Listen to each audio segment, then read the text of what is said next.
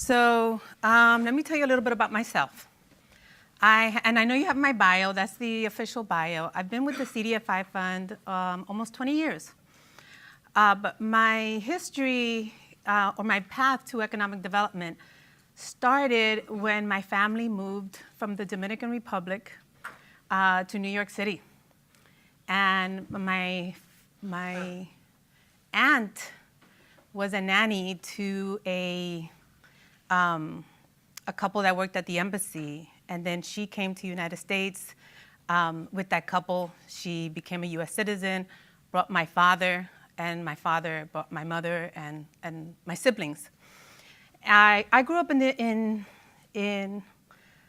what is now Harlem, Morningside of Manhattan. But growing up as a child in New York, and also I always knew somehow that one, I wanted to create jobs.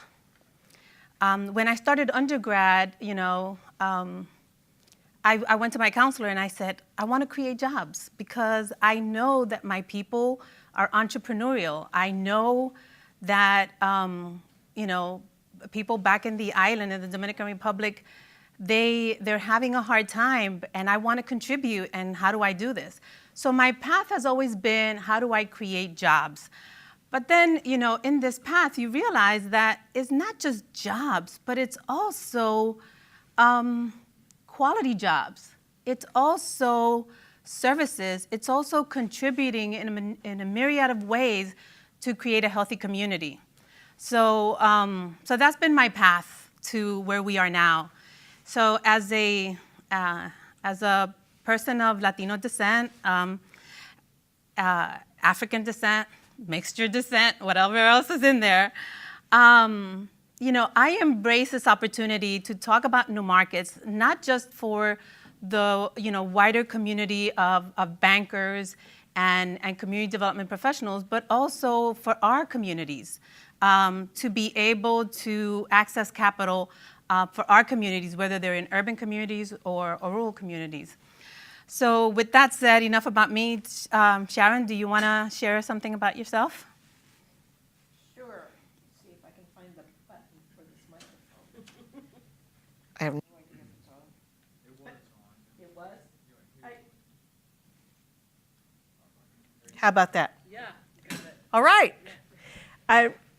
Rosa and Bill know a little bit about my personal history, and I have a bio in the packet too that's all the regular stuff. But they asked me to share a little bit about why I'm here volunteering and why I love doing this, and I'm honored to be invited. My mother's side of the family is Scots-Irish and escaped England when one of her ancestors would have been hanged for allowing his family to poach deer from the king's lands. And my father's family, my grandmother grew up in Indian country in Oklahoma. She was about half Cherokee and went to school until she was 13 years old, about 5 months a year, and then quit school to help support the family of 5 children and a mother and fathers and stepfathers some of the time. And I'm the first person in my family to have a college degree. I'm the only person to have an advanced degree. And the only reason I have the immense privilege of a life that's different from hers and that gives me an opportunity to do work I really care about is because every time I said I wanted to better myself, someone put out their hand and said the difference between you and me, the distance between us, is not the gulf that you think it is. It's only this far. Take my hand. Let me help you. And so I have a very rewarding and satisfying life because I had the privilege of education that I wouldn't have had without people taking my hand. And I feel a deep personal responsibility and obligation to extend my hand to others. And that makes it not only a privilege to be here, but an obligation to share whatever information I've had the opportunity to gain with people that it might help and support. So thank you all for letting me participate and for sharing ideas so that we can all learn together today.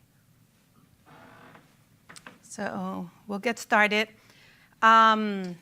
Feel free to raise your hands and ask questions. If we're at a particular point in time, we may go ahead and address the question, or we may proceed for a couple of more slides and then give everybody a chance to ask questions.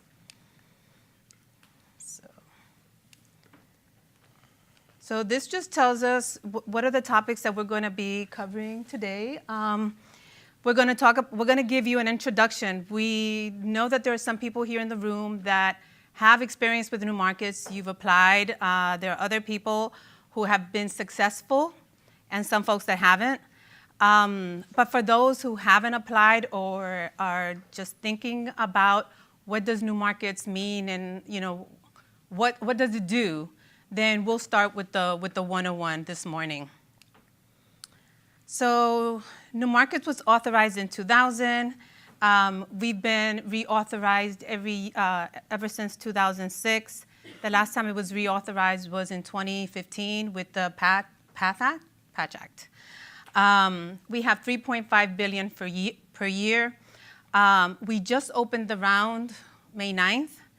And so applications will be due, the deadline for this round will be June 28th.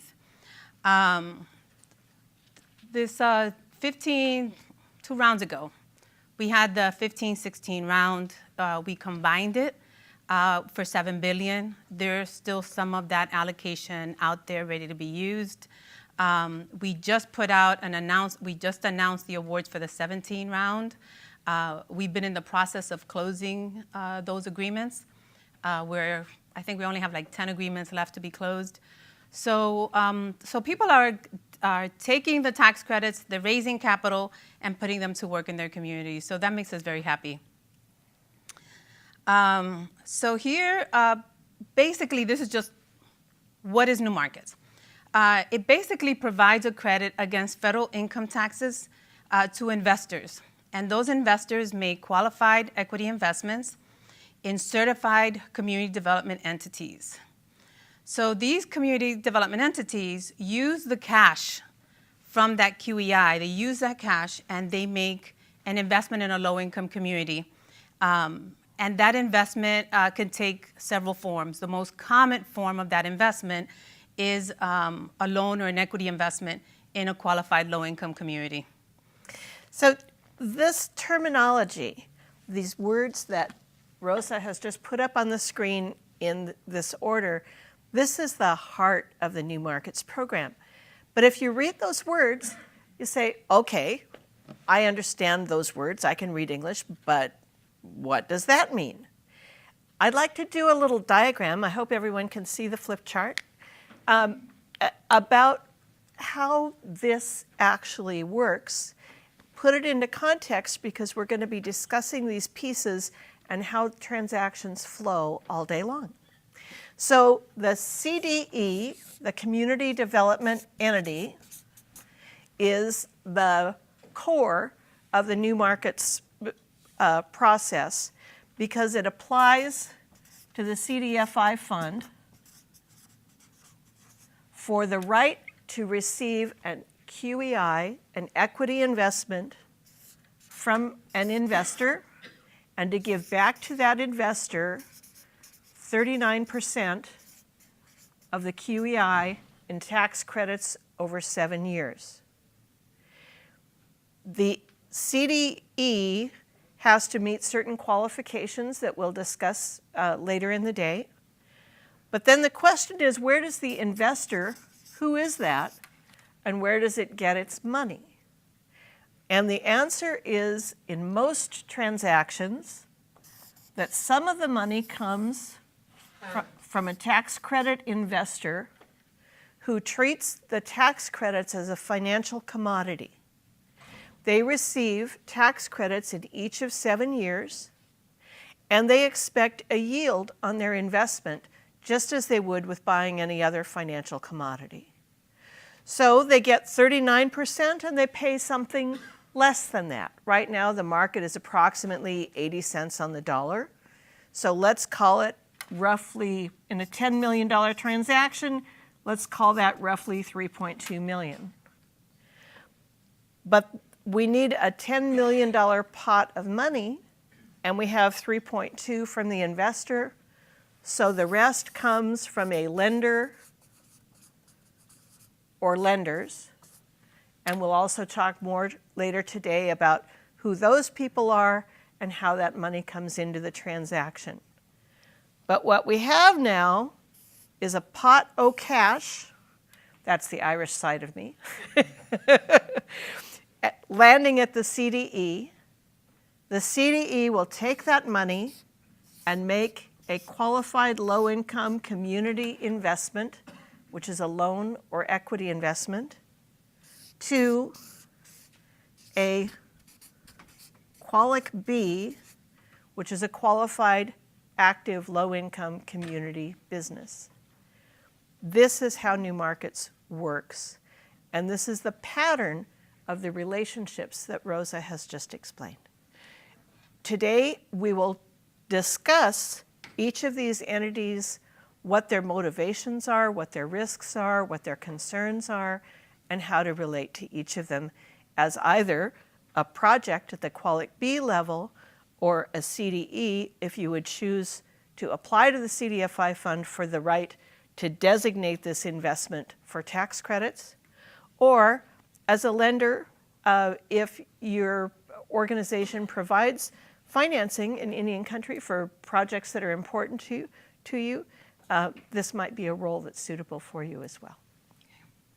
Thanks, Rosa. So we're going to have these are in slides, but we just wanted to introduce you to this because this is going to be a recurring theme throughout this morning. So here's an example. The credit is taken over 7 years. The first 3 years is 5%, and the last 4 years is 6%. So at the end of the day, it's 39% over 7 years.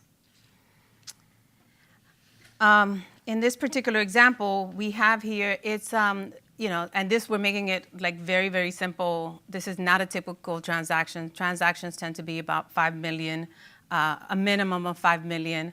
But just to kind of break it down into nice round numbers. So if you take $1 million and that is your QEI, how much will the investor get at the end of the 7 years for keeping that cash in the CDE, and that CDE keeps that cash in a business?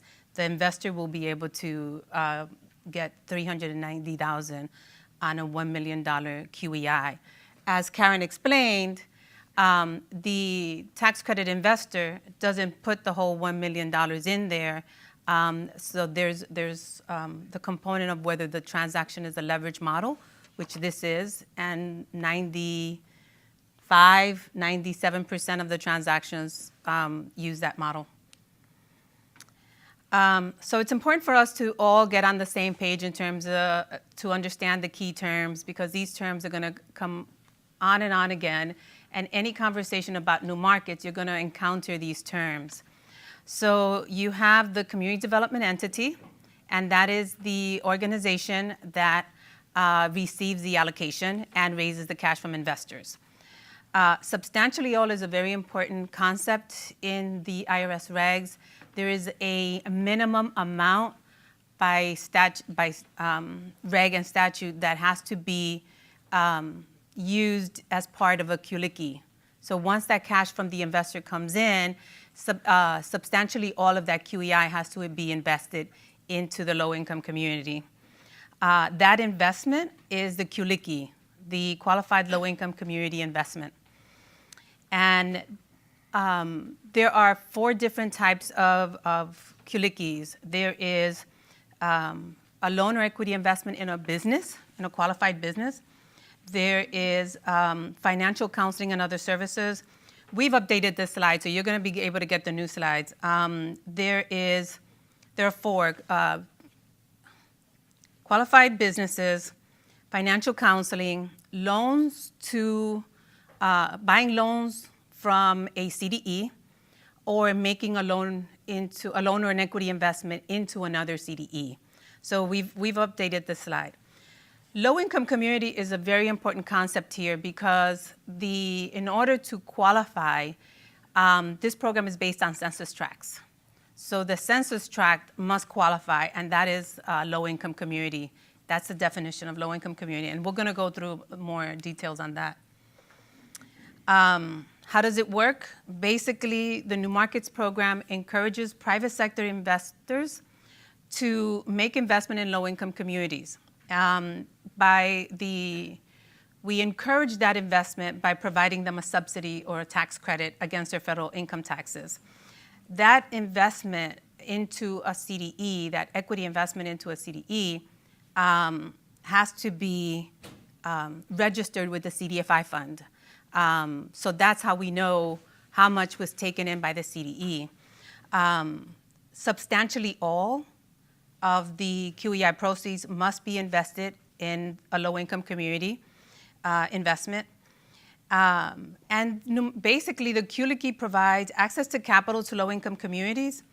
And in exchange for that tax credit that the equity investor is receiving and that low-income community is getting in terms of a loan or equity investment, the federal government is foregoing tax revenues to achieve the goal. And the goal is getting capital into communities that have lacked access to capital. This is a really important point, and it's a key role of the CDE, is to evaluate projects and to think about how those projects are accomplishing the programmatic goals of the New Markets Tax Credit Program. The New Markets Tax Credits is all about changing the condition of a low-income census tract geographic area and the economic and quality of life conditions of low-income people who are in that area. So it harkens back to some of the old HUD notions about providing community goods and services, employment, access to the amenities of a community. The difference between a quick stop market and a full-service grocery store, for instance, is an important and significant contribution to a low-income area. So the CDE's role is to think about what the federal government is actually paying for with providing this foregone tax revenue or subsidy. And what they're paying for is community impacts. So delivering projects that achieve that is the CDE's responsibility. So basically, I'm going to break this down into plain English. The CDE has to be a legal entity in order to get certified. So it could, and there are different forms of legal entities, either a corporation or a partnership. To qualify as a CDE,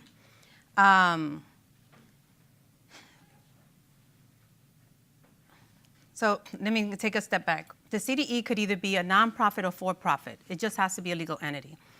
If the CDE receives an allocation, then that CDE has to create a for-profit subsidiary. So when you hear the word subsidiary CDE, that is a subsidiary of an allocatee created for the purposes of assigning a portion of the allocation for a particular purpose.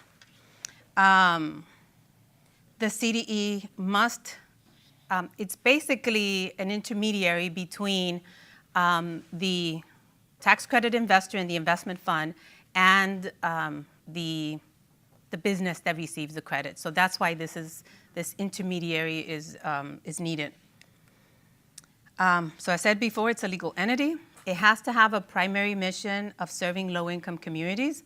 That primary mission can be demonstrated either in your organizing documents, a board resolution, but that mission of serving low-income communities has to be evident in order to be certified.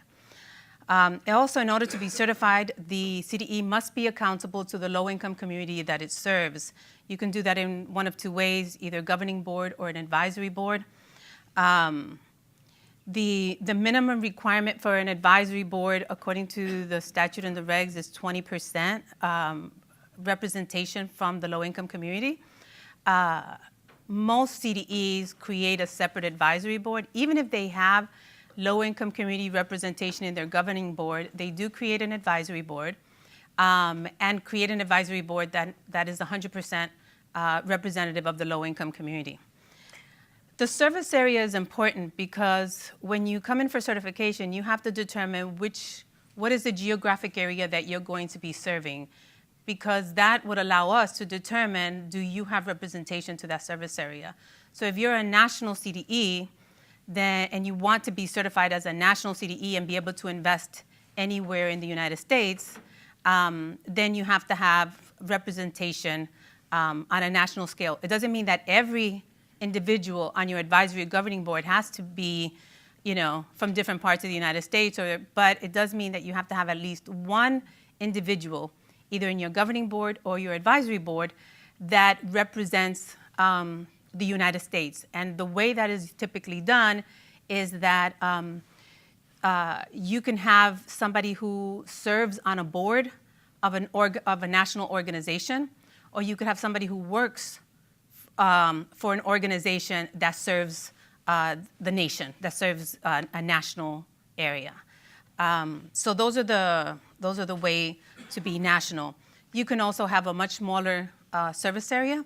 You can have multi-state or regional, and you could also have a statewide or a local service area. This relationship between the low-income community representatives and the CDE is, I think, part of the art of the design of the New Markets program. I'm a big fan. Because one of the issues with access to capital for low-income communities is lenders and investors believing that the economic demographics within a low-income community won't support businesses that would like to be financed there, so they won't loan them money. And we all know that the social dynamics of many low-income communities actually make businesses that don't meet some checklist far more creditworthy than a lender who doesn't understand those social dynamics would have any concept of. So what New Markets is about is taking folks up here who, pardon me to our colleagues in the room, I think are what we would all call the suits, and providing a discussion, an opportunity for sharing of ideas about how low-income communities work and why they are, in fact, creditworthy and worthwhile investments, but also providing some subsidy support, some risk cushion for these folks' economic activity in the low-income area. The program provides both a financial and an intellectual or experiential bridge by providing subsidy while it provides for a forced discussion between CDEs and low-income community representatives. So this basically describes what a qualified equity investment is. As we've indicated before, the CDE, once a CDE receives an allocation award, it has to go out and raise capital from investors. The investor must provide that capital must provide cash in exchange for either stock or interest in a corporation or a partnership. So there is an exchange of interest in this CDE in order to get the cash. So that's the reason you have to create a sub-CDE, because you want the equity investment. The equity investor wants to own the majority of the equity in that particular CDE, but the CDE is the one that's getting the allocation. So that's why CDEs create a subsidiary CDE. So this CDE might apply to the CDFI fund and get, for instance, $50 million in authority to do projects, but select 5 projects at $10 million apiece. The investor in project A is not going to want to have financial entanglement with projects B, C, D, and E. So the CDE creates 5 sub-CDEs, allocates $10 million to each of them, and each of them sits in this role in relation to a project. Yes. How intertwined are those subsidiary CDEs? Like if you create 5 separate ones, can they all be the same people running and doing everything? Do they have to be completely separate, always separate? So that sub-CDE must remain in control of the allocatee, because the allocatee CDE, the one that got the award, is responsible for the agreement, right? So that awardee sub-allocates a portion to a sub-CDE for a particular purpose or project. The allocatee has to remain in control. So even though the equity investor typically owns 99% of that sub-CDE, the allocatee owns like 1% or maybe less, but it has to remain in control. And so the allocatee CDE appoints, the board of that sub-CDE, because that sub-CDE has to also get certified, right? In order to be party to the agreement, that sub-CDE has to get certified. So it has to show that that sub-CDE is also accountable to low-income communities. The way to do that is to have an advisory board or a governing board. It is typically the same governing board or advisory board as the allocatee CDE.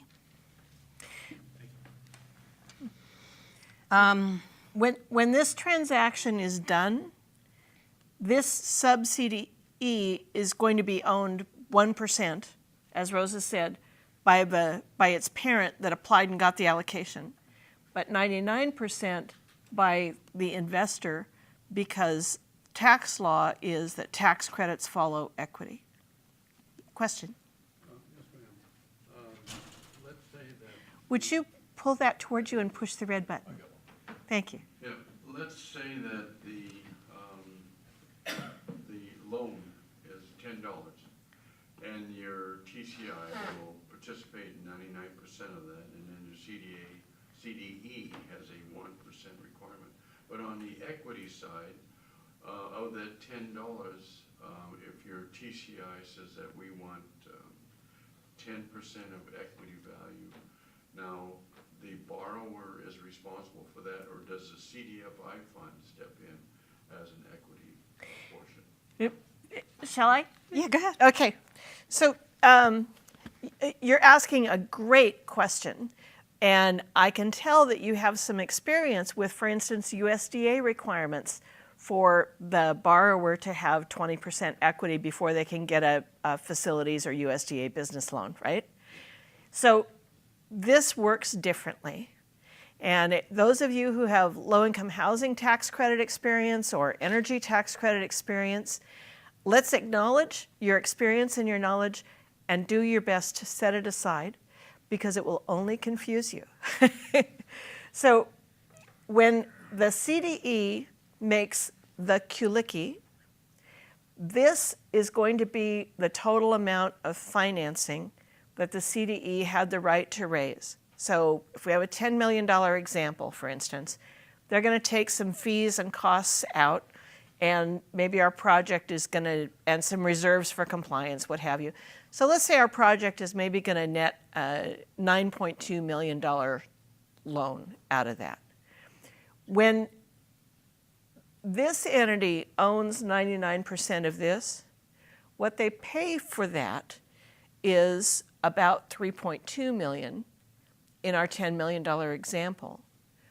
The rest of this $10 million comes from lenders, which may include some sponsor capital.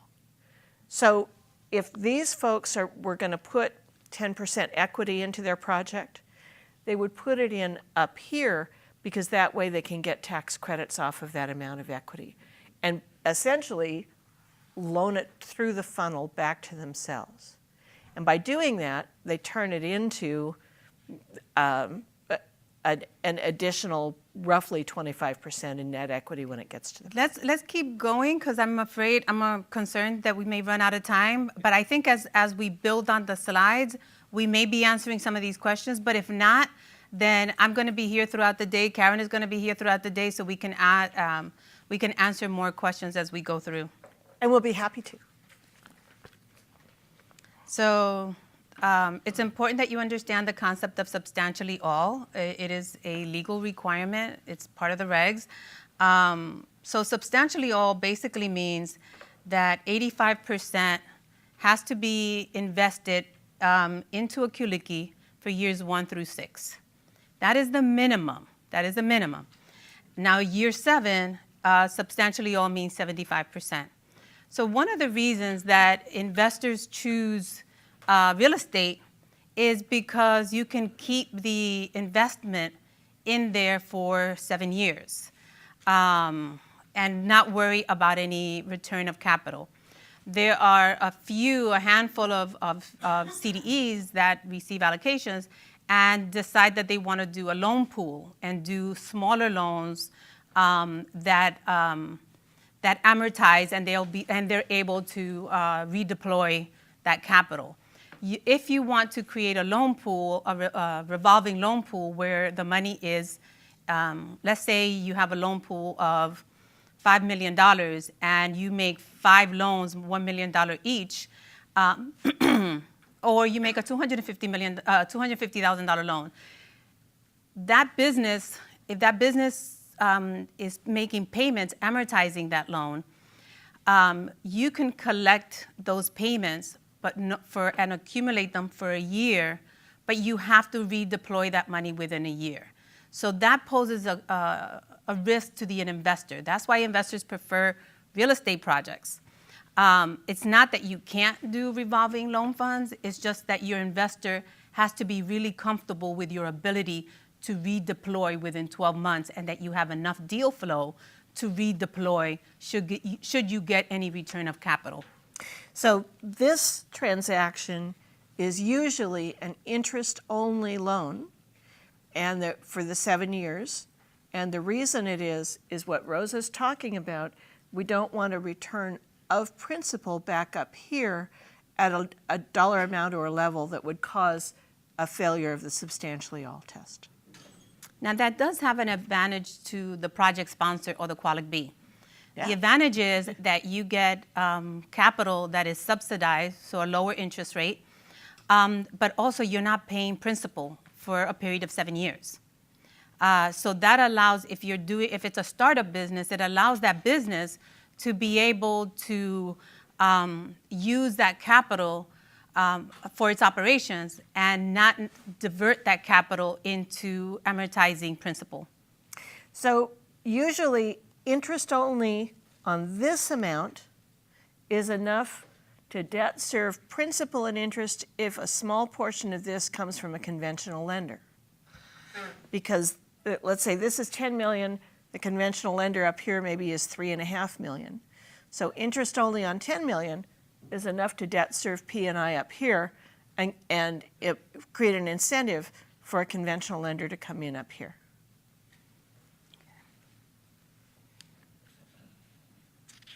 So definition of community, of low-income community, it's, this is pretty straightforward. I'm not going to go through all the, the mechanics of it.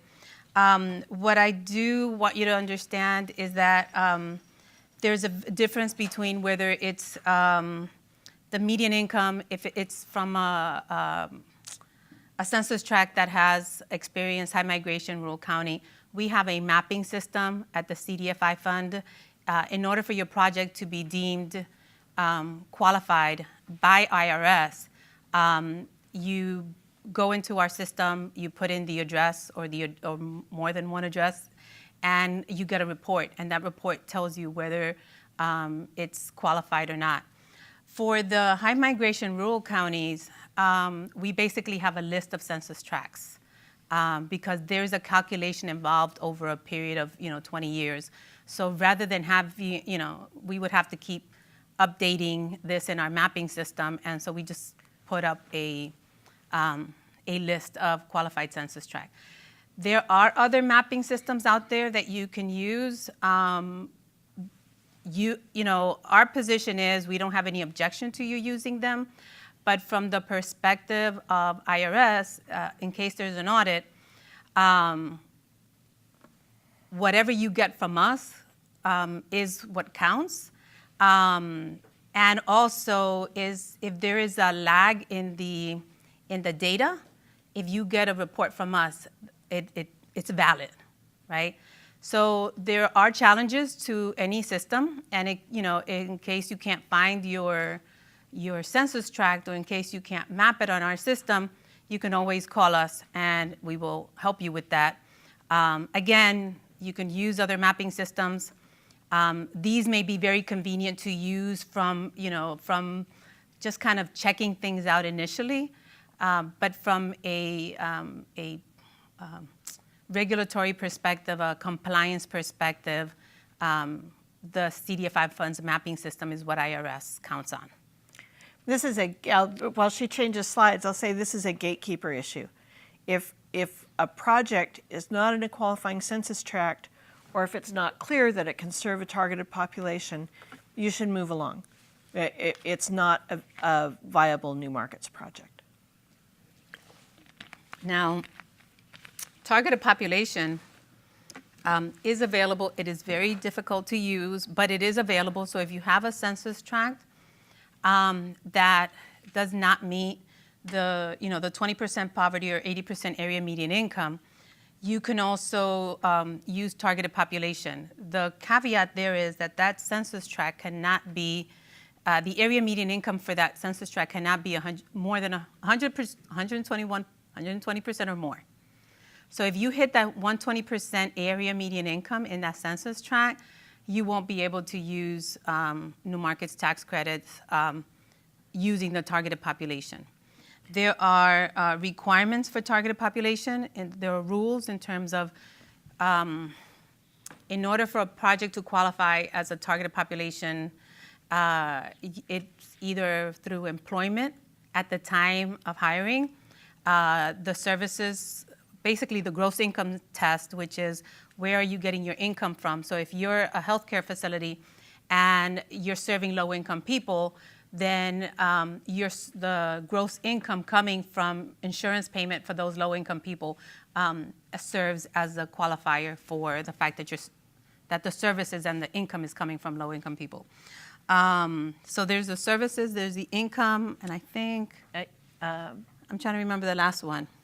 I don't commit regulations to memory. There are way too many, and they're on our website. But there's, so if you ever run into a situation where the project is not in a basic low-income community census tract, and you're thinking of using a targeted population, you can always give us a call. I have the regs, the final regs on my desktop. I can send that to you, but we can also walk you through where in the reg you should be looking at. Now, here's the thing is, new markets, you're going to need a tax credit lawyer. There are a lot of subtleties. There are a lot of technicalities. But from the perspective of just trying to, if you're having a conversation with somebody and you don't yet know whether your project qualifies and you want to go talk to a CDE that has an allocation, it's good for you to be armed with information and not go empty-handed, right? So, mapping your project to make sure that it's in a census tract. If it's not in a census tract, checking to see whether it would qualify for a targeted population. The more you arm yourself before you approach a CDE, the better you'll be able to have that conversation about why or why not this project is able to use new markets.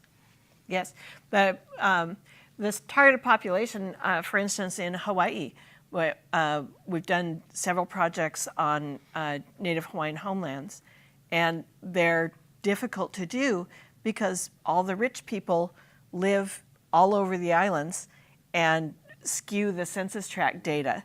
And so there are very few qualifying census tracts in Hawaii, but there are a lot of very poor people who need native projects. So we use targeted populations for those projects because for the most part, it's the only way to get them done. So the one thing about targeted population, and then we'll move on, is commercial retail does not work. You can't figure out, and the only way you could use it is if you're using the employee test and you're employing low-income people, or you're using the gross revenue test. But if you're trying to, qualify a store by the customers, which is the revenue test, you're not going to be able to do that because you're not going to have the income. So just kind of like know from the get-go that if you're doing a commercial project, low-income targeted population is not going to work for you. Right. You have to be able to prove that people are, and a retail customer is not going to tell you what their income is. It would be nice, but they won't. So charter schools where all the kids are on free and reduced lunch, that's an obvious example of one that is easy to verify.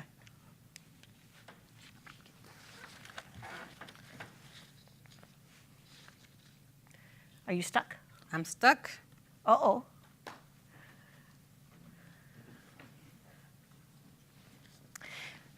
So how about if I talk about the next slide while you figure out how to show it? Sure.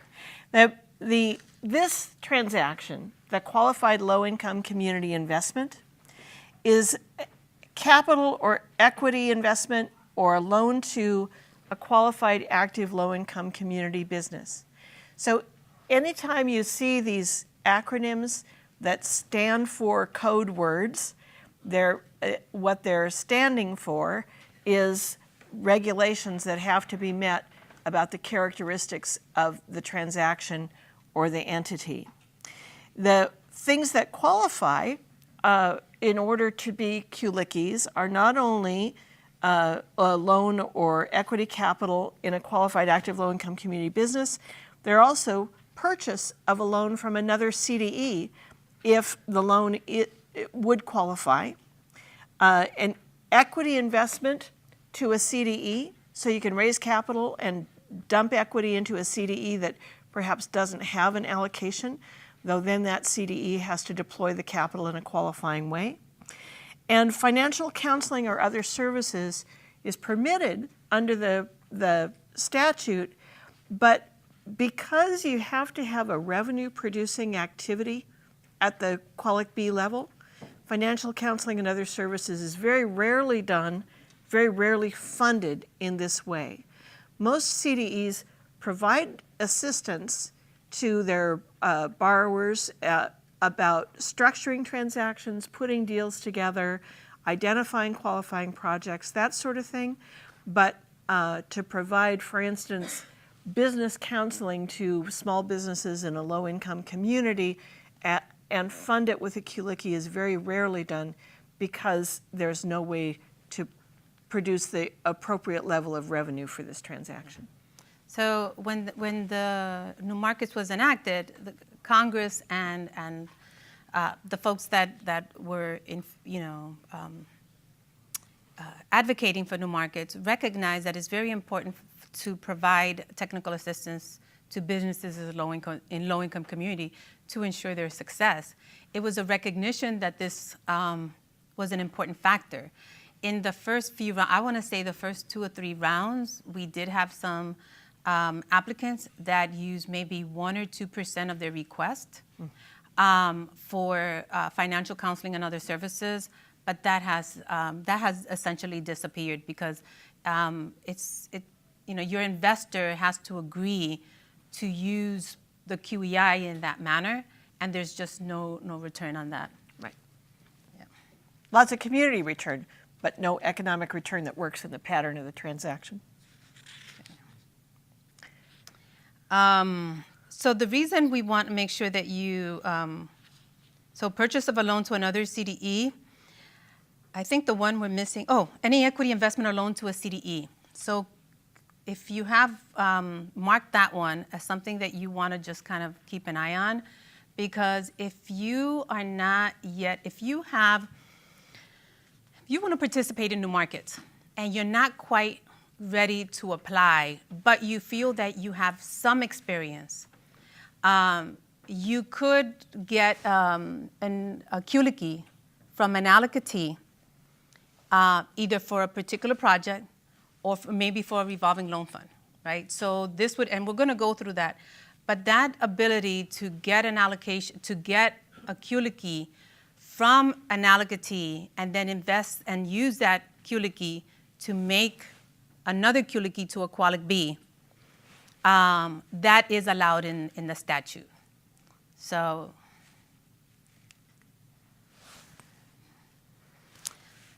here are the characteristics of a qualified, active, low-income community business. I feel like Vanna here. So I think what I want you to take away from this is that the business has to have an active conduct of a business. You can't use the new markets allocation or the QLICI to put it away in bonds or other financial product, right? The idea of new markets is that you want that money to be out in the community doing something, not sitting in somebody's safe. So that's why these restrictions on the collectibles and non-qualified financial properties is that the intent of new markets is to get that capital out to the communities so that it can serve that community and not sitting safely in somebody's safe.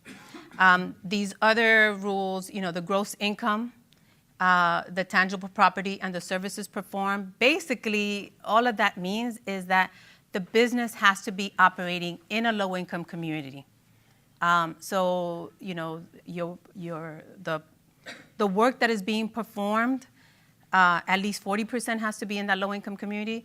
The property has to be in a low-income community, and the income has to be from that low-income community. Now, that does pose a little bit of complexity if you have a business, say, that you're located in a low-income community, but more than 50% of your income is coming from outside the low-income community. That does pose a challenge. And these definitions appear to only apply to for-profit businesses, and we'd like to clarify that. If the business is a nonprofit, like a charter school or a health facility, it has to perform its activity and serve people within the low-income community, but it can be a nonprofit business. Yes. It doesn't have Yes. to be for-profit. So this goes back to the concept that I had introduced a couple of slides ago, the idea that an allocatee can invest in multiple layers of CDE before it gets to the Qualic B. The thing you need to take away from this, though, is that between the time of that QEI and the time that it gets invested into a Qualic B, that's 12 months, no matter how many layers there are. That's one. But then there's another issue. You want to talk about that? The investor's concerns? Yes, the investor is concerned that this is going to be properly deployed and fully qualified every step of the way. So the timing is a big issue, but so is the notion of somewhat losing control by deploying to one entity, having that entity then deploy to another, and then deploy to a project. And the investor is going to want to maintain full transparency and a degree of control over what happens. In a typical transaction, they put their cash in a simultaneous closing. All of this happens on the same day. But if there's a series closing, then the investor's ability to control what happens gets diminished, and that's a big concern for them. So even though the statute allows for multiple layers, we've only seen one additional layer. Besides the allocatee CDE, only one additional layer of CDE. To do that, the investor has to be comfortable both with that the CDE, the allocatee, will remain in compliance of the IRS regs. And it also has to be comfortable that the secondary CDE, that CDE B that you see, we refer to that as your secondary CDE. that secondary CDE then is also able to stay in compliance. So while it is difficult and challenging to do, there have been cases of a partnership between the allocatee and the secondary CDE to reach a community that the CDE may not be. So let's say if you're a national CDE and you want to focus more on a particular local area, or you want a secondary CDE to manage a revolving loan fund for you. So there are legitimate uses for using a secondary CDE. It provides a great opportunity for the secondary CDE to learn about new markets, learn to manage the risk, learn what the compliance and the reporting requirements are to the investor and to the CDFI fund.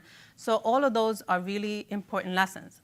The CDFI fund has, knowing that there's a challenge for doing this, but also understanding the benefit to having a secondary CDE, it expands the access to new markets to more than just the allocatee. So we're able to reach a wider audience of CDEs than just those that apply.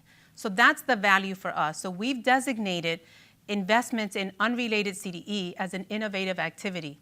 And there are entities that do that, but they have to identify that at the time of application. So if at the time of application, they don't indicate that they're going to be investing in another CDE, they can't come back and then change their mind. So it's something that they have to identify because, we also want to know who is this other unrelated CDE. We want to make sure that it is unrelated. And we also want to make sure that at the end of the day, this strategy is going to work.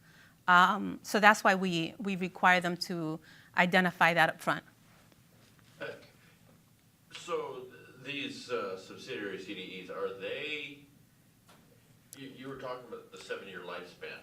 This is not a subsidiary CDE. This is going to be a secondary. You were talking about. Yeah. Are those, do they go away after 7 years? Yes. Yes. So you're creating this organization with this, Okay, so here's where I want to differentiate. So can you draw a subsidiary, Sure. so the one that's circled in the center, that's actually a sub. Because the entity that applied to the CDFI fund is the allocatee. Right? So you can't talk about this stuff without starting with the new markets clown face. There you go. So the allocatee CDE has applied to the CDFI fund, and it will create a subsidiary for each transaction. That subsidiary is what, after year 7, the subsidiary, yes. Yes, but this allocatee is likely to apply again and continue a rolling existence. But some big allocatees have 40 or 50 sub-CDEs, and as each transaction winds up at the end of the compliance period, the sub-CDE is dissolved. So this secondary CDE remains. It's a legal entity. It could be a CDFI. A CDFI qualifies as a CDE. You just have to come in and get certified. So if you're a CDFI and you want to create a partnership with an allocatee, you get certified as a CDE, and they can identify that partnership with you as an unrelated CDE, right? You're still going to be around even after the 7 years. So I just want to make sure that people understand the difference between a subsidiary CDE and a secondary CDE. So Rosa wanted me to talk about the sin businesses. I don't get it. So one that is important in Indian country is you can't finance a casino or gambling activity with new markets, but you can take a look at the development for tourist activity that's likely to accompany a casino, the retail, the gas station, the hotel, those sorts of things, and those are legitimate purposes, but the casino itself is not. I agree. I'm divorced. Golf courses are a sin business. Racetracks, certain farming businesses, some small farming you can do with new markets, but there are regulatory limitations on it. Country clubs, massage parlors, hot tub facilities, suntans facilities, and stores where the principal business is the sale of alcoholic beverages for consumption off premises. But if you have a grocery store that happens to have a liquor or wine or beer department, that's a different question. That's not what this prohibits. But a liquor store, it does prohibit. Yeah. Excuse me? Vineyard? Vineyard probably would be a problem both for on the farming activity and on the liquor for sale. So, and I'll get to your question in a second. So for those of us who lived in low-income communities, I remember when I was growing up, a lot of the businesses were closing down, and we had two principal types of businesses, funeral parlors and liquor stores, And that's really, as a person growing up, these are the business owners that you're seeing. So the idea of new markets, it didn't surprise me when new markets was being created that liquor stores were being eliminated. I was like, that's right. They shouldn't be having, Now, of course, there are restaurants, there are breweries, there's all sorts of things, and the world has changed a great deal between 2000 and now. But the same principle applies, is that you want to create a diverse economy in low-income communities. And if we already have a proliferation of liquor stores in low-income communities, why do we want to use our subsidies for that? Right. The part of what Rosa's talking about with diversification of the economy in a low-income community is what New Markets is designed to solve. If you think of a low-income census tract and put a cylinder over it, then the two things that are the economic theory about changing the dynamic in that area is solving the volume of capital that's in the low-income census tract and the velocity with which it moves around in the low-income census tract. So if you have people who live there who buy all of their goods and services somewhere else, they earn money, they live there, and they export their capital, so you deplete the volume. Having businesses so they can spend their money locally and create local employment by doing so is the improved volume effect. Velocity means if you have a variety of businesses and activities within the low-income census tract and money moves around, changes hands, then you have greater opportunity for economic growth. So recapture, this is the boogeyman for the investor. This is what they're trying to avoid at all costs. If they've given you a cash investment and you are to use that cash investment in the way that the regs require you to use it, and there are certain, we've already talked, you can't do a QLICI is not a sin business. We've already talked that, the substantially all, we've covered that. 85% of the QEI must be invested in a QLICI at all times. I've introduced the concept of failure to meet the 1-year investment or reinvestment. So if your project or business makes payments on principal, then that capital has to be redeployed. The other issue with that 1-year reinvestment is that it's very difficult to foreclose on a new markets project because the investor is always going to be concerned that if you foreclose, then are you going to be able to redeploy that money? So that 1-year investment reinvestment, it governs a lot of what you can do and what your investor will require you to do. So that's something that you need to keep in mind as well. The other thing is that if the CDE redeems the investment, so again, if there is an excess payment of principal, or the business makes, says, I want out, I want to just pay you off, or if the CDE says, you have to pay us now, year 5, that doesn't fly. So there are going to be, in your agreements with your investors, there are going to be provisions to safeguard against these things. The last one is really important. if the CDE ceases to qualify as a CDE, that is a reason for recapture to the investor. So the investor is going to want to make sure that they're comfortable that you will continue to be a CDE. So one of the ways that you do that is, you have to have accountability to your low-income communities. If your board changes, you want to make sure that your board stays at least 20% low-income representation. You have to be able to document that you have regular meetings with your board or your advisory board. So that's how you document the fact that the CDE remains a CDE. So if the CDE fails to continue its existence, it poses particular challenges, hardships for the investor. Because now it's like they've got their money tied up in you as a CDE, and all of a sudden if you go bankrupt or you can't operate anymore, the investor has to figure out what to do with that. So we have had situations where that has happened, and we have worked with investors to either come in and bring somebody in to run the CDE that is not the investor.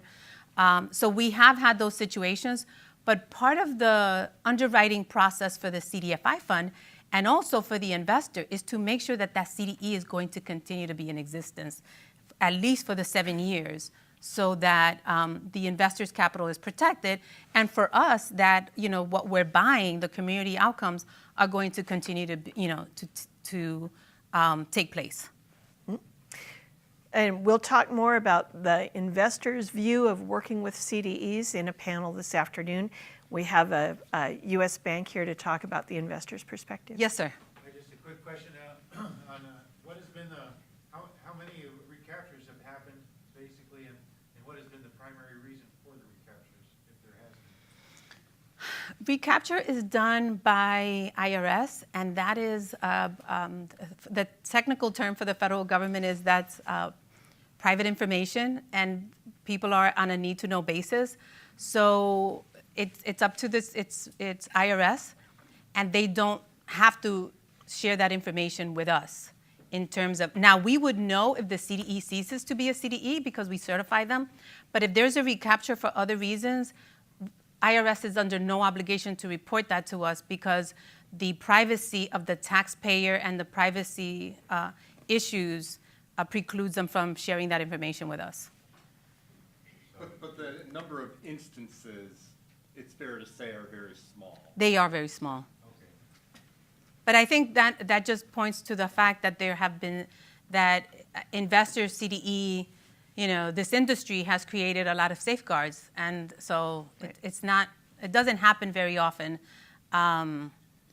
because of those safeguards. Also, bankruptcy or financial failure of the project is not a recapture issue. The recapture issue happens if the CDE forecloses on the real estate and gets back cash and doesn't redeploy it into another project, or if they give the cash back to the investor, or if the CDE fails to operate as a CDE. Those are the three issues. What happens in your instance when that business does close down? The lender up here is going to be mighty unhappy, but if there's a conventional bank loan up here, they will have entered into an agreement that says that they can't force the CDE to exercise creditor's remedies without the investor approval. So everybody comes to the table and figures out what to do, but there's unlikely to be any kind of a foreclosure before some alternative deployment project has already been identified. Chances are they're going to force them to work it out somehow, some way. That's what everybody would very much prefer, yes. One last quick question. Has there ever been any barriers to using New Market tax credits on trust lands? We will talk about that this afternoon. Okay. So in the afternoon session. And yes, there are lots. Not from the program standpoint, but from the same issues that you have with credit security and enforcement in any country for any lender. The CDE has those issues as well.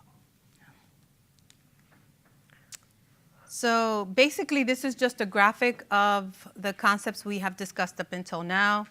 You see the CDFI fund at the top left. We certify CDEs. We run a competitive allocation award process. The CDE is the intermediary between the CDFI fund, the investors, and the businesses.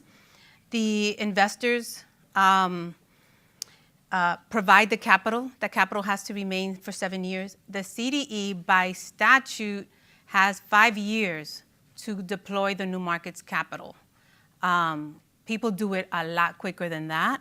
And also, as part of the application, we don't want to have that capital sitting around for 5 years and not, the allocation sitting around while we could be, providing it to somebody else. So one, because there's so much demand, we size the award to what we think you can, deploy. Typically, we see people deploying 2-3 years.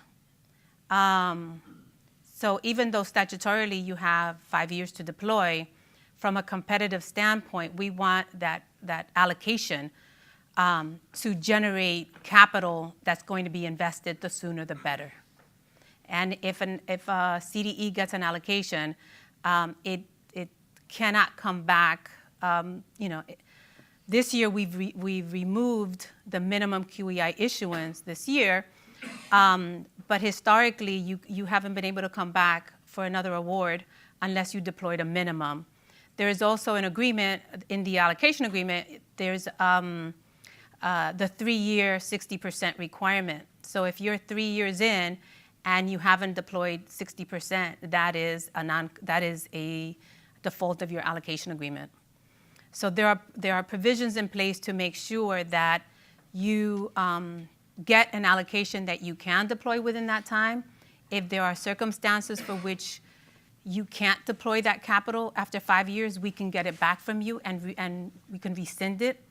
We'd rather not rescind it. We'd rather that it gets put to work right away. As I've mentioned throughout this morning, the CDFI fund works very closely with the IRS. Any tax credit program, the IRS is going to be involved, issuing guidance, doing audits, ensuring compliance of the statute and the regs.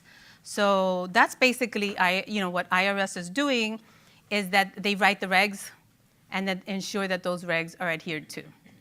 The CDFI fund, we co-administer the program with the IRS. We talk to them very frequently, especially around certain issues. So if we encounter a situation where we're not quite sure whether that issue is in violation of the reg or if it's some gray area, we will consult with them. We will also consult with them if there are trends in the industry that we want clarification from them. But our mission is not just to run the New Markets Tax Credit Program in compliance with the reg. That is important to us. But our mission is to make sure that we are providing economic opportunity to low-income communities.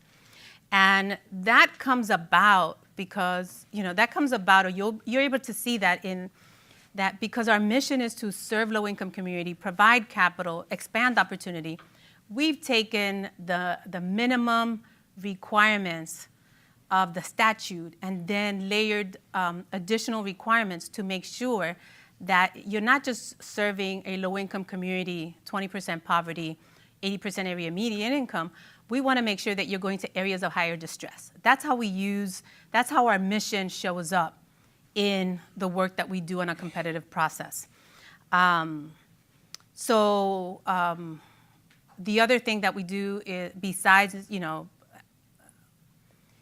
asking for commitments to invest in areas of higher distress, the statute has the 85% of the QEI being deployed, the substantially all. From our perspective, we want to make sure that the majority of the benefit of the subsidy is going down to the community, going down to the business.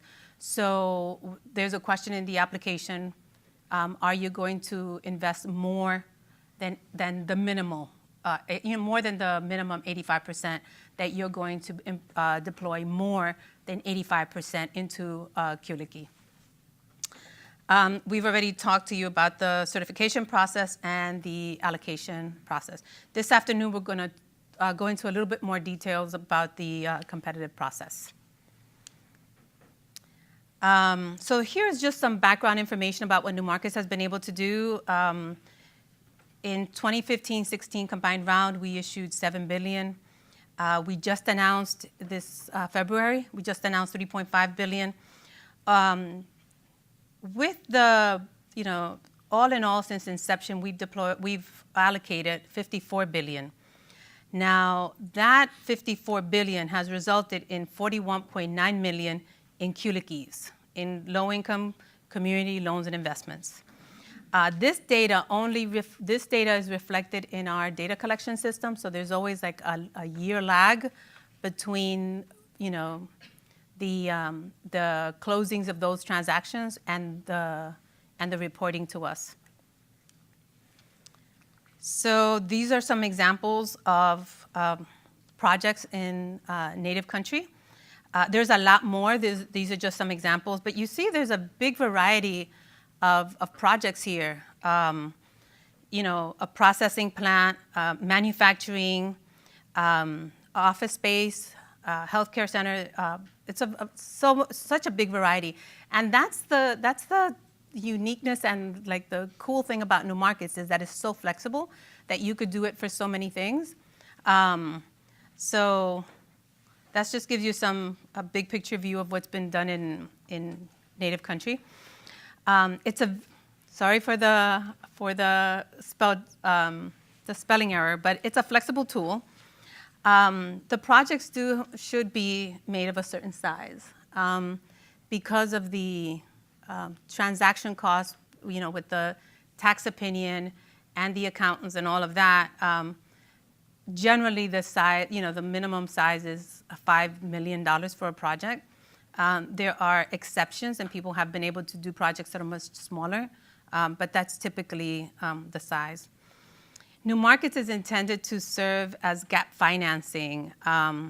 So you're going to need other sources of financing as part of that capital stack for that project. Some of that is going to be used as a leverage loan, but some of that capital could also come in outside of the New Market structure. And IRS regulations require that the QLICIs be loans, true debt. There's a true debt analysis that the accountants and the lawyers will do, or it has to be an equity investments. QLICIs cannot be grants. And so here's a project of a college in Montana. And so thank you for your attention this morning. So it's time for a break. Well, we can have about 7 minutes of questions. Oh, that's right. Oh, sorry. I thought because we took the questions during the, yeah. Yes, ma'am. I wanted to ask about the qualified low-income businesses, whether inside or outside of a low-income census tract. And one of the criteria you mentioned could be employment. And I wondered whether there are any kind of hiring percentages or requirements that low-income people from the community will be hired, and if there's any enforcement for that. I mean, the creation of jobs within the community seems very important, and I'm wondering where hiring and employment stand in this model. So let's unpack your question into two separate things. I think the first question is the targeted population, and if you're not in a low-income community, can you use employment to qualify as a targeted population low-income community? And the answer is yes. The other question is, does residents of low-income communities have first preference? So that would be part of the CDE's operations. When the CDE comes in to apply, there are questions in the application about the community outcomes. And they will tell us, well, we plan, there's 3 job-related questions. And it's not that we prefer jobs, but it's just that we want to make sure that jobs are not just offered for, very high-income people, but that jobs are offered throughout in multiple stratas. So there's a question about what are the projects going to be, are the jobs created going to be accessible to low-income people, low-income community residents, or other people that face barriers to employment. And barriers to employment could be either disability or people that have been incarcerated.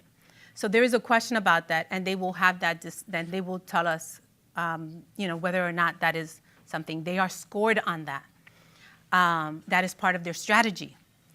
They will also be. That is not going to be part of their agreement.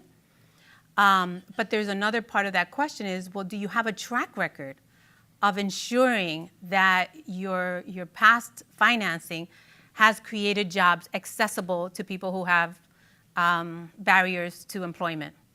And so there's a discussion there about what do we intend to do for providing employment, and then what have we done? In this afternoon, we'll talk a little bit about my community outcomes, but there is an agreement, a community benefits agreement. There is a discussion about, what are their partnerships to ensure that low-income residents do get access to those jobs. So those things are very important to us, and we ask those questions. While it is not part of the allocation agreement, it is something that we look at. If we do a site visit, we're going to be asking about those things. If we do a site visit, we'll ask you about your community benefits agreement.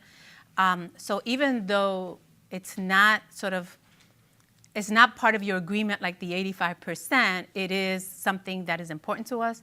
We ask you about it. You sign the agreement, making that certification. And then when we do site visits, and we check on it. But also when you come back for another award, this is something that we're going to be looking at again. So yes, that's important to us. And the lawyers look at it when they're doing the opinion, because there is a provision in the allocation agreement that says, are the projects that you're doing generally consistent with your application and what you promised the CDFI fund you were going to do? So the lawyer would probably not decline to give an opinion if there wasn't a pure focus, but it is something that they would ask about in the opinion process.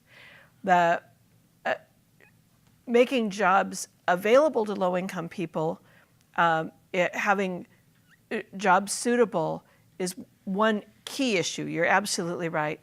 Another key issue is, what are the training opportunities, what are the workforce development opportunities that are offered by this employer, and how will starting an entry-level job with this employer result in a raising up of that employee's skills and earning potential. And that is probably as important as the number of jobs available. Allison? I understand that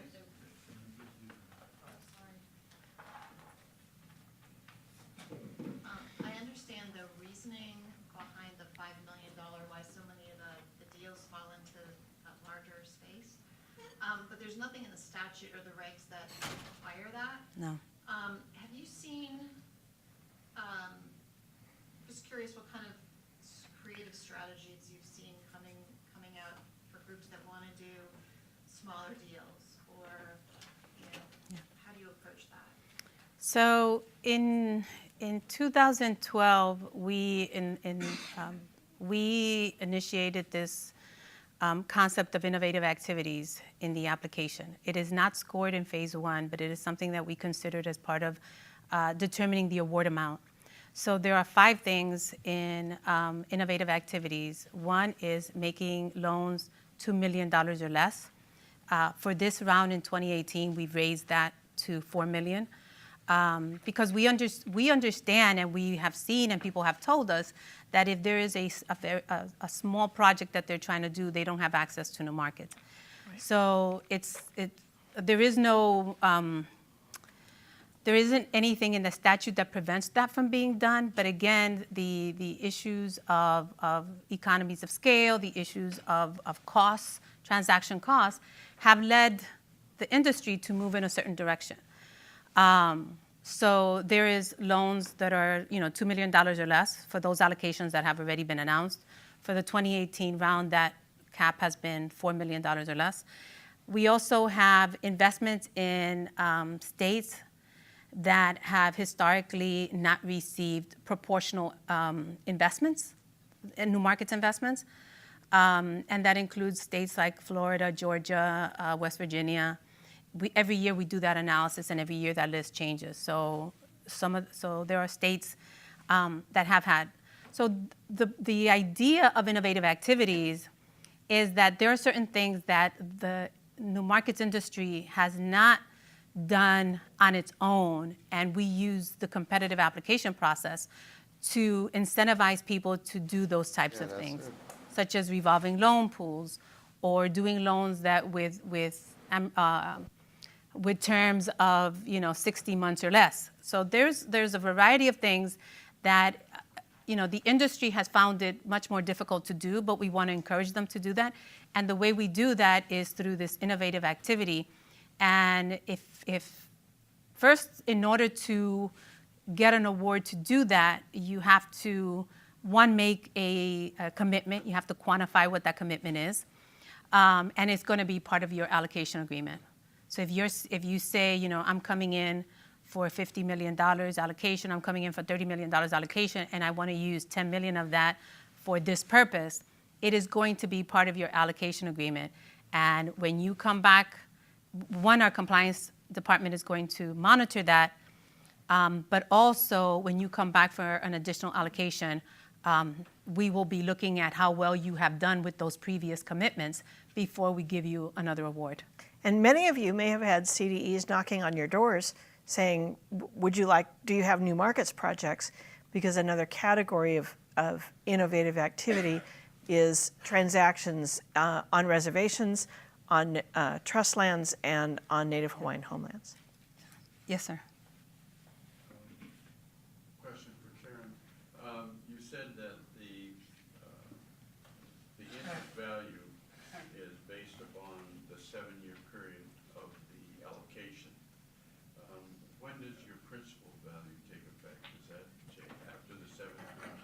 Yes. And then it runs out, is there a limit to that, 10 years, 15 years, 20 years? Is it based on the investor's requirement? Well, the investor is going to want to be involved only for as long as they need to for regulatory purposes, and then they want to extricate themselves. And typically at the end of the 7-year compliance period, this whole structure gets melted down. And shall I go into this? Okay. So back to the clown face. Over here we have lenders, investor, the investment fund, the CDE, and the Qualic B. So this lender stack, she mentioned you have to have other sources to make it work. This may be some sponsor equity, what we would think of as equity, where the sponsor puts in some capital, maybe conventional loan, maybe some grants. And let's say this is $3 million, this is $7 million to make up 10. This and this don't need debt service, right? Because they have no principal to be retired, but this does. So let's say this is $3 million of our capital stack. The investor is put in $3 million, but they get their benefit because anybody from the IRS here, they get this monopoly funny money chit that they turn in to the IRS instead of writing a check for their taxes. It's a tax liability offset, not a deduction. So they get the benefit, sorry. I am a lawyer, I said that. So they get the economic return from that offset of tax liability. So they don't really need to have that be paid back. That's the subsidy effect. So at the end of the 7 years, what they do is give a put of their ownership of the investment fund, which they own, to the project. So now the project, some related entity, owns investment fund that has one asset. It owns the sub-CDE, and it owes money to the lenders. So when investment fund says, CDE, which I own, let's collapse this relationship, then what we end up with is a project that owes a $3 million conventional loan and has had the use of a $10 million credit facility for 7 years. That's how it works. Okay, but let me add to that. Let's say that the total loan and the total conventional lender is the same dollar value. It's the full $10 million. It won't be, No. because this loan is based on the I see the investment side, yeah. right. So the most this would be in this hypothetical is $7 million. So the project would have had the use of $7 million, or the use of $10 million for the cost of 7. And the regulations say that this can't be a grant at inception. So this put arrangement cannot be an absolute obligation, because if it were, it would be a grant at the time you did it. So there's some negotiation here about how this works in each transaction, and it's frankly somewhat a leap of faith, a little fuzzy, because it has to be under the tax law. But most transactions where there is a community service kind of sponsor here, if it's a for-profit manufacturing plant, maybe not. But if there's a community service kind of sponsor here, most transactions involve this put, which effectively terminates any debt related to that amount of money. And that happens after the 7th year. Yes. Okay, good. Yes, ma'am. Hi. Hi. So what percentage of that 10 million would go towards the accounting tax, or is that separate? How does that work? Go ahead. Okay. CDEs generally take a total of about 8.5% of the 10 million in fees and reserves. The legal and accounting fees, if you have one CDE involved in the transaction, are typically $250,000 to $300,000. And you also have typical loan closing costs, title, appraisal, that sort of thing. Any CDEs in the room want to add to that list? Yes? You mentioned Reserves? Yeah, you mentioned reserves. The fee reserves may be a part of that as well. Those are considered deployed, though, is my understanding. Yes. And something like a loan loss reserve, things like that, could be on that as well. Yes. Thank you. Some CDEs take an exit fee as well. So in a $10 million transaction, the net benefit to the project, some of this money may be deployed to the project in a QLICI and then paid back up, which is what he's talking about. But the net financial package that the project is left with after fees and reserves and costs are paid on a $10 million deal is probably about 9.1.